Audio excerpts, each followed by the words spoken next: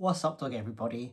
This is Torrential Downfall, and today's topic is anorexia nervosa. Anorexia is a difficult topic of conversation and a sensitive one to some. So please don't feel like you need to keep on listening if it's potentially triggering for you. However, thought it could be useful to start a discussion on it, maybe something you can carry on with the ones you love. Globally, anorexia affects up to 4% of females and 0.3% of males during their lifetime, with cases highest in Western countries such as the United States, United Kingdom and Canada. But what is anorexia? Anorexia is an eating disorder and a serious mental health condition.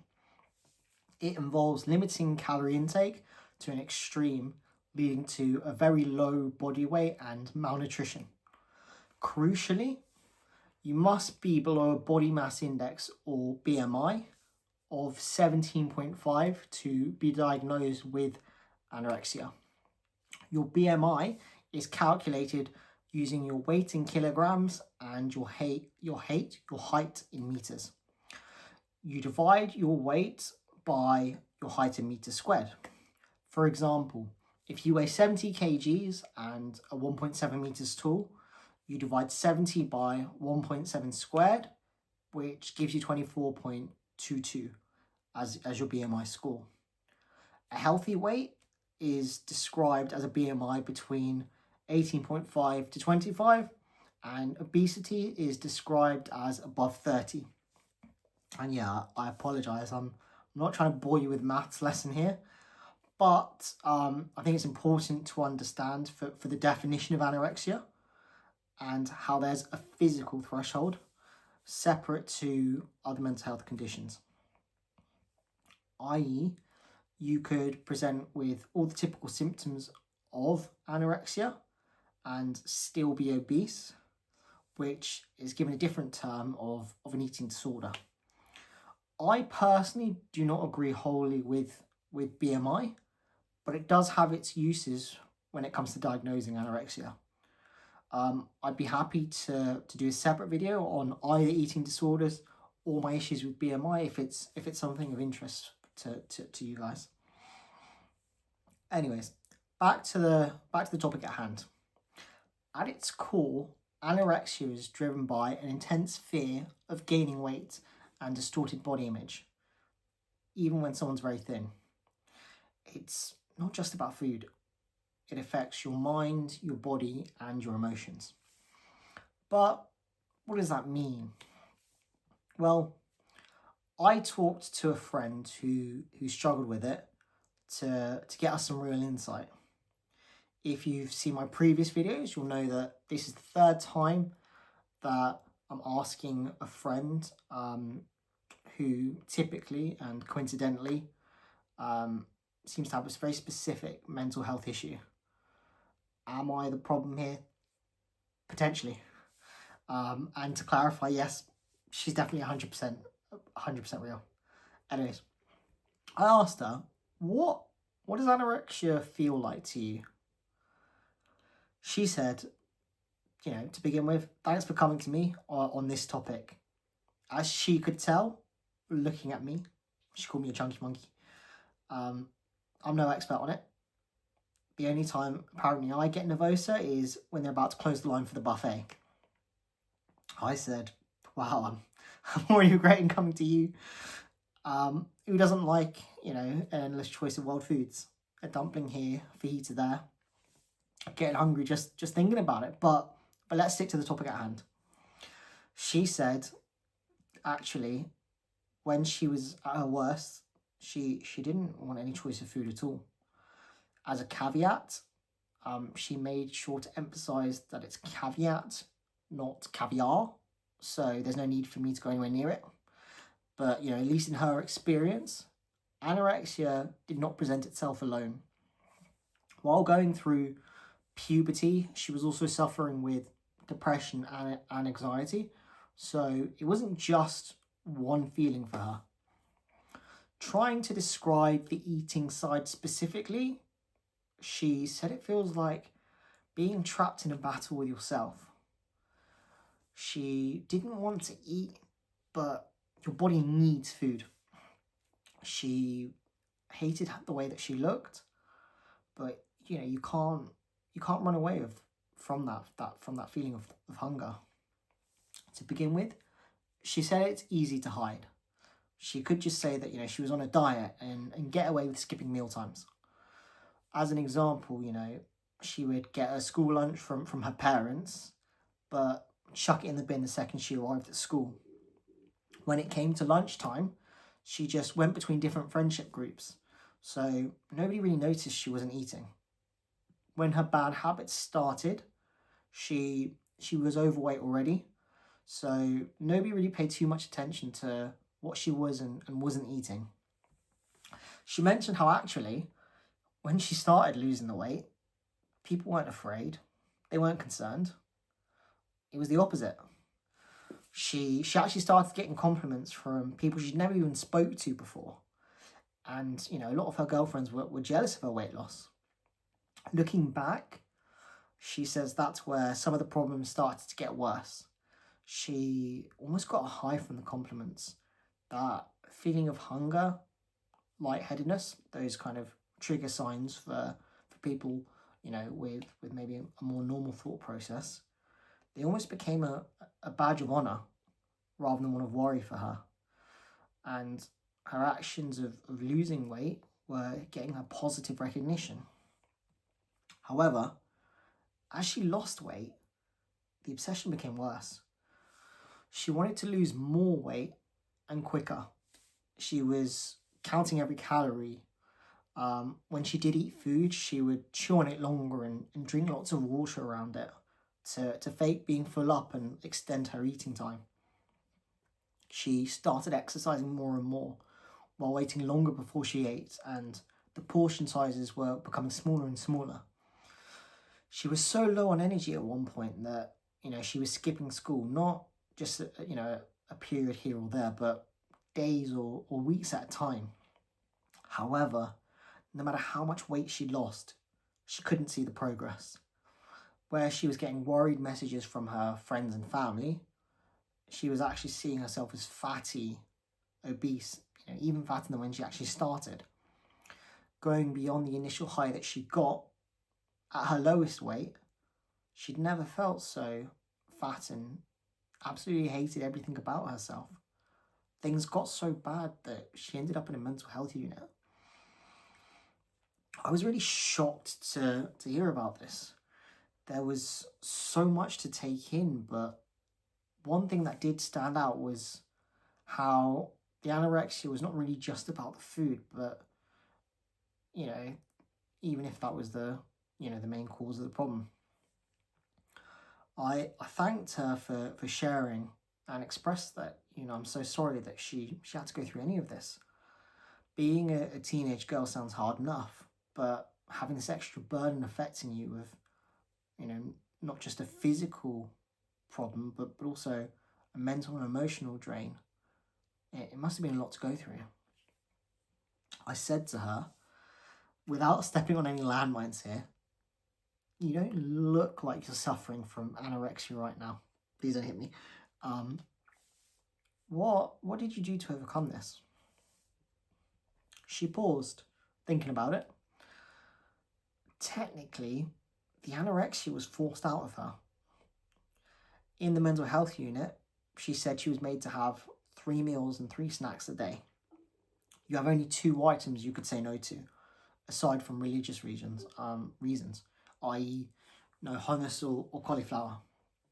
Everything else you have to eat within half an hour for a meal and 15 minutes for a snack. Because everything's portioned out, your daily calories are calculated to a T, and if you're below a certain weight, you're not allowed to exercise. So, over time, you gain weight until you're at a normal BMI. She then said, if my millions of fans are interested, she could discuss more on life in a mental health unit in another video. Long story short, she said she grew out of anorexia through the process of a feeding schedule. Because once you're at a normal BMI, you no longer have anorexia nervosa, if we go back to the medical threshold. She mentioned that even if physically she was different, her mentality and relationship with food hadn't really changed. She went back to the start of the conversation, where typically anorexia does not present by itself. Body dysmorphia, depression, trauma, anxiety, all had a part to play in how she acted and felt. So I was slightly confused, and I asked her, you were in a mental health unit. I still think you might need to be there. She definitely did punch me for that, but your thought process didn't change much at all when it came to the eating. What was the point? She said, despite everything that she didn't achieve, the biggest change was that it afforded her time. She's never had anorexia since, and even though she may have mental health struggles, which could include, some of the eating, the real issue with anorexia is that it's a serious threat to health. And she was very blunt. She said, you can't work on your problems when you're dead. That startled me. I hadn't thought of it in that way. She admitted she hadn't thought of it that way either. But when she was suffering at her worst, she wasn't actually thinking about dying. She just wanted to be skinny. Only looking back now can she see the benefits of that forced food regime. It's easy to say that anorexia is not just about eating. But again, what does that mean? She said through therapy, she was able to notice that a lot of her life when she was a teenager was spiraling out of control. Whether it was school, home, work, beliefs, even her body. One thing, and I guess the only thing she said she could control was her food. And it was almost her way of lashing out, of crying for help. I told her, I hope she realised that she didn't need to cry for help anymore. I wanted to let her know that she could come to talk to me about anything at all, however big or small. And, I'd like to extend that gesture to all of my viewers as well. Feel free to message me about anything, big or small, if you feel like you have no one else to talk to. But sort of, getting back onto the topic at hand, I asked her, what advice would you give to anyone who might be suffering from anorexia right now? She thought for a bit, and then she said something quite interesting. She said, the less you think about the food, the easier it will become. If you're struggling to eat, pair it with something. That could be eating with friends or family, so you have conversation rather than focusing on the food. You could choose to watch your favourite TV show while eating to distract you as another way. And again, because it's not just linked to food, try to reach out for help, whether personally or professionally, because as hard as it may be to hear if you're suffering from anorexia or any other mental health condition, there are people out there that love you and care about you and will be there to support you. I said to her, just because somebody sees less of your worth, even if that's you when you're staring into the mirror, does not mean that you're worthless. One message I always try to get across is, no matter where you are on your journey, no matter what you see in the mirror, you deserve to love and to be loved. My friend, hearing this, became a bit emotional at that. She stopped a moment and then said that was a lovely thought. Me, for a third time, with a third different girl, thinking we had connected as more than friends, went in for a kiss. Surely, really, there's no way I could possibly have misread the signals for a third time and get brutally rejected again? Surely not. She, with the force of a lion, sent me flying away from her. She clearly went to the House of Gains after suffering from low weight. And then she said to me, "Ooh, get your hippo frame away from me, you hideous, grimy animal. If you have any other YouTube idea, then, maybe we'll talk again." Honestly, all this rejection is getting very hard to take. But also, on a side note, anorexia is far harder to diagnose for the general public. So, like, if you think someone's struggling, ask them to get professional opinion rather than diagnosing yourself. Because people lose weight or underweight for many reasons, which could be through a healthy diet, genetics, cancer, stress, even an infection, like a stomach infection. So let's try not to jump to assumptions. And I guess, in conclusion, anorexia nervosa, is being underweight below a medical threshold, and it often doesn't present by itself, but it can be fatal. Treatment can be meal plans, associating food with something else, i.e. socializing with friends or family, or watching a program at the same time as eating. Even if, negative thought processes persist, gaining weight out of anorexia gives you the most important tool: time. You can always work on your thought processes in therapy. You can't work on anything when you're dead.